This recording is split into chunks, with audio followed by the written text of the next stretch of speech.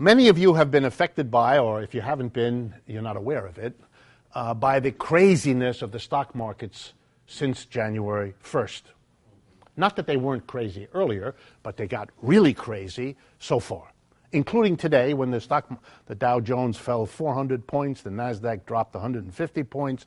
These are large movements of the stock exchange coming on 10 days of large movements of the stock exchange. So what is going on? And what is being said about it, and what can I offer to you? Okay, here's the stuff that's coming out of the media, both financial media and general media. First thing, number one culprit, point the finger, China. I have a suggestion for all of you, which you've probably figured out yourself. When you hear a social problem and it's associated with China, change the channel. Because this is going nowhere. This is really nutty. But well, let's pursue it. In the first few days of this year, the Chinese stock market did plummet. It plummeted because there are accumulated problems in China, no question.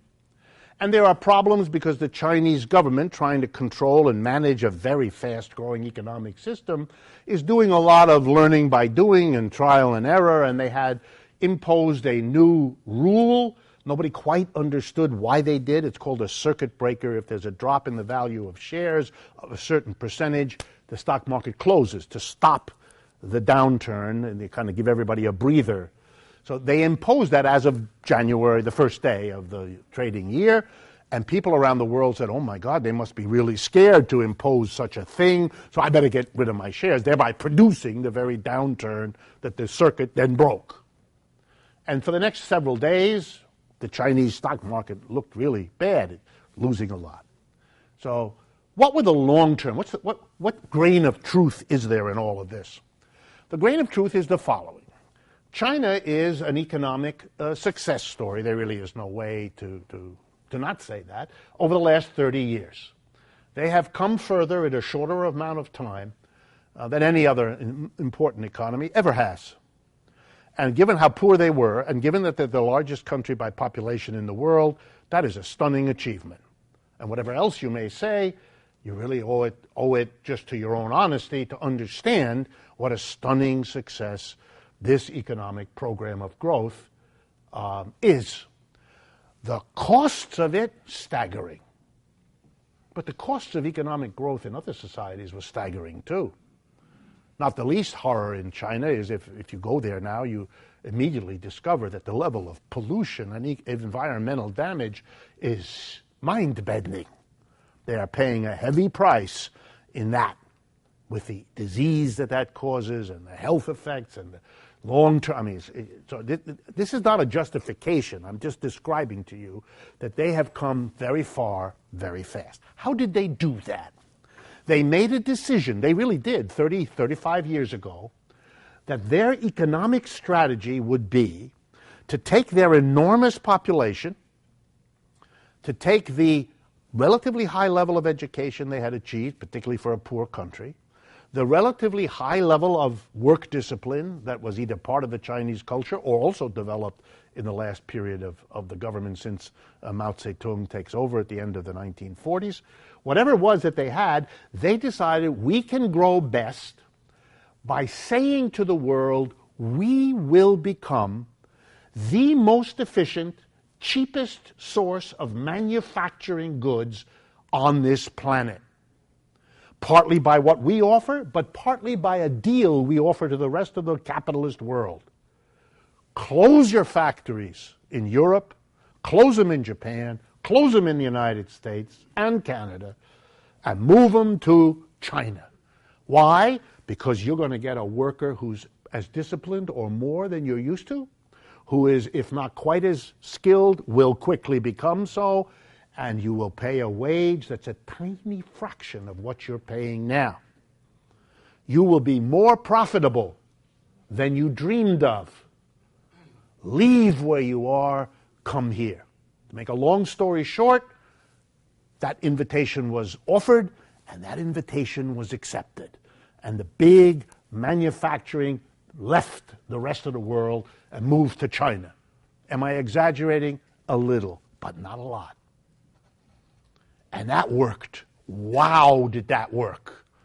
It enabled them to take 300 to 400 million people from the countryside of China and move them to the urban, industrialized coastal areas, north and south, and create an urban, industrialized working class in one generation. Never been done before. Never been done before. That size, that speed, unbelievable. And they produce everything. That's why all of you are sitting here in Chinese underpants. Okay? My apologies to those of you who have found a way to avoid doing that. Most of us can't do that anymore. That's it. And it's true of the toasters, and it's true of the, you name it. It's either been produced in China and says on it, made in China, or, because it's very important, it's been produced in China and doesn't say it's made in China. That's also important because that helps solve a problem that might otherwise exist.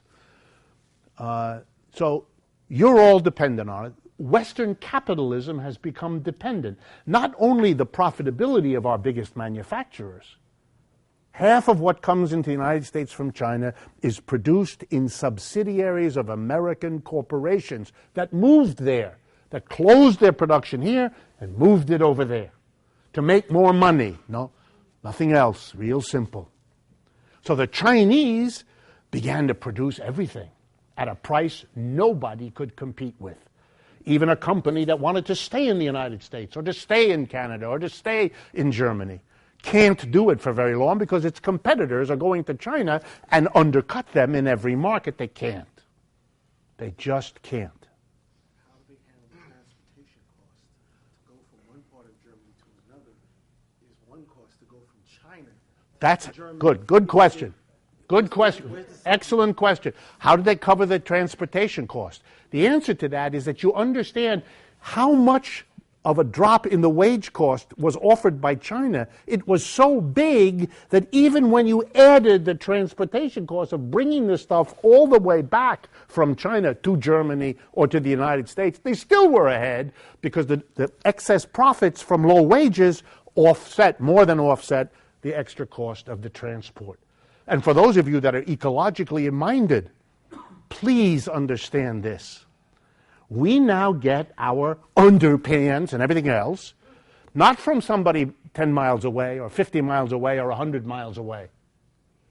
We get it from somebody 10,000 miles away, which means a tanker, a ship, has to pollute the water, burn fossil fuel. You want to know what is messing up the planet? It is this absurd, but of course it isn't absurd, is it? And what makes it happen? Is it that people are wasteful, that you ought to recycle? Stop! Stop! This is capitalism. You're living in a pollution created by the fact that profit is what dictates where the production is made. Capitalists use profit, and they said, not in Cincinnati, in Shanghai. And the fact that you have emphysema as a result, that's collateral damage. And I'm sure if you call up the company in question, the operator has been trained to say, we apologize. Yes, of course. So the Chinese, but don't lose the big picture, the Chinese hitched their wagon to Western capitalism because the only way this is going to work is if the Chinese have a market for all of this stuff they're going to produce. Because remember, the factories still sit in Cincinnati. You go to Cincinnati, you'll see them. The factories that made the shirts and the factories that made the trucks and all the rest of it, they're there. The capacity is there. We just added capacity in China when we moved there, which is one of the reasons we have a problem in the world economy now, because we have what's called excess capacity. The capitalists, in their rush to be in on the cheap production of China, went in and built all the factories that you can see in China, all the cities for the people to live in that work in the factories in China. Everything was geared to selling all that stuff in the West, where the markets are. The Chinese are too poor. You can't build up that Chinese economy selling to the Chinese. They don't have the money. The West has the money for a while. for a while. And not enough money, but that's not a problem because you now know how that's solved. It's called credit. You can borrow to buy the underpants you couldn't afford otherwise. So you borrow, and the Chinese smile as we go into debt because it keeps them functioning. But the whole development of the Chinese economy then is dependent on exports, producing things in China that you ship to Europe, North America. Guess what? Over the last 8 years, with the collapse of the 2008 crash, Western countries can't buy any more the way they did. Wages have gone nowhere. Large numbers of people are unemployed. They're not earning any wages at all. Not only that, they can't get credit anymore because they already have more credit than they can carry. So the Chinese are suddenly confronted with a momentous problem.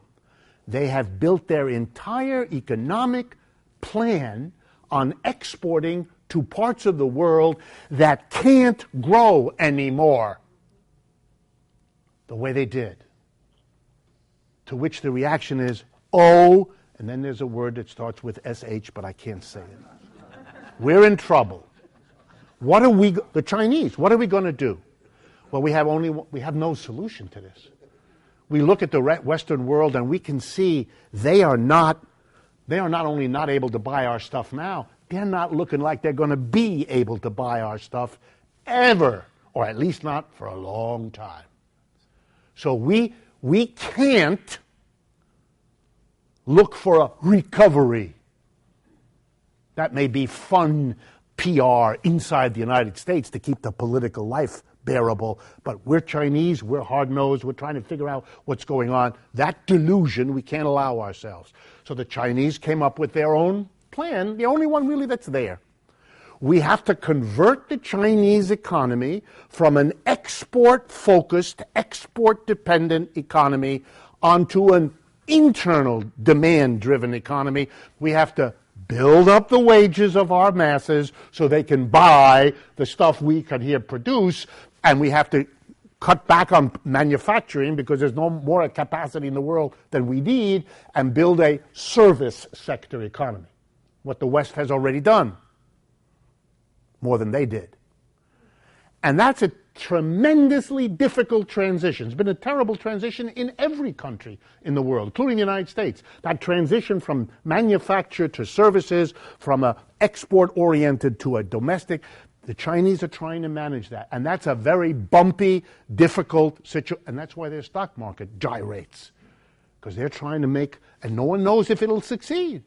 Whether they'll be able to build up their internal demand enough to cope with it. You know, how fast is the export market shrinking? How quickly can they bring up their own domestic market? Those are big questions for which no one knows the answer.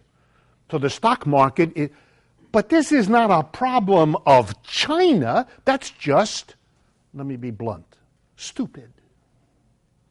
This is a problem of a global economic system. The reason the Chinese are having their problem is because we have a problem, and they can't sell to us the way they did. And we can't borrow the way we did. That's not their problem, that's our problem. But it's not a question of their or us. This is a crisis not of a country, it's a crisis of a system in which all the countries are entwined. But that's the no-no of our society these days. Can't look at the system. You can't point at capitalism as a way of organizing how countries interact, how finance and production interact. You can't look at that. You got to decide who's the good guy, who's the bad guy, who's the right country, who's the good country, who's the bad. Stop. It really is childish. It's childish, intellectually childish and politically retrograde. Okay, now, last part. China is therefore slowing down. It can't produce exports. It's got to make a transition, and during that time, it's not going to produce the way it did before. It's going to have a lot of difficulties. So what the Chinese are announcing is to the world, over the last 3 years already, we're not going to be buying all of the inputs that we use to produce and to be the manufacturer of the world. We're not going to need the copper we once bought from the rest of the world, and the iron, and the coal, and the oil. I'm going to come back to that. Let me do that again. The oil we're not going to buy. They were the biggest buyer of oil in the last 10 years because they were building their production that needed the oil as fuel. Okay? We're not going to buy... Oh my God, now we have a new problem. Dozens of countries in the world were having a reasonably good 10 years. Why? They didn't have to solve their internal problems. They just sold raw materials and food to China, which was buying everything, since they were the great success growth engine of the world. Right? So Venezuela can sell oil to China. Not now, it can't. Nigeria could sell oil. Saudi Arabia could sell oil. They can't, because China has no need for the oil that it once did, or the copper, or the iron, or the you fill in the blank. Country after country hitched their economic development to serving the Chinese, who in turn were serving the West. The West has its crash in 2008, and then scurries a while, and then it begins to sink in. Holiday is over. Saudi Arabia, a tiny group of people sitting on an unspeakable amount of wealth, are busy cutting their budgets now. No one's ever seen that before. Oil went below $30 a barrel, I believe, today or yesterday. It was $100 a barrel when it peaked last year. I mean, this is staggering. The countries that produce oil are all in various states of disarray, decay, and deep trouble. Why? Because the demand for oil, most important factor, has really dropped down. Because the Chinese, who were the big buyers, aren't buying. Not only that, but the supply of oil, artificially kept down, has been boosted by two things. And you gotta love the ironies here. Number one, the United States' decision, and now I'm going into the oil part of it, the United States' decision some years ago that with a new technology that might screw up the land, might screw up the water table, might cause land to collapse, earthquakes to happen, all of which have happened, the fracking business that I hope most of you know about. But nonetheless, you could do all that damage to the soil and you could get oil from places you hadn't been able to get it before. And the United States and Canada have that oil in that whole sweep of land from the Canadian North through the Dakotas and into the middle of the United States. So an enormous investment was made by, you ready? Capitalist businessmen. You know, those people who give lectures on the 4th of July about how if things were run like a business, we wouldn't have the problems we have today. Well, it was all businesses that understood the potential of shale oil, and they went in. They borrowed billions from bankers, who are also people who know how to run things like a business, who lent them the money to drill, to destroy the land, to bring up the oil. It never dawned on these geniuses, never dawned on them, that let's see, you're bringing up a vast amount of oil. If you add the excess supply of all that oil to the market, the remembrance of that first week in the economics class as a freshman, where the teacher goes, if the supply goes up and the demand doesn't, what's going to happen? This is on the first quiz. And if you were real smart, you knew that if the supply goes up and the demand doesn't, the price is going to go down. But the business leaders of our energy industry, working together with the banking leaders of our financial industry, hadn't taken that course. And it didn't dawn on them that by increasing the supply of oil in a major way, which what they did, that was the result, could lead to what it just led to. The collapse of the price of oil. They didn't figure out that maybe the United States and Iran, after 40 years of fighting with one another, might decide that this is enough.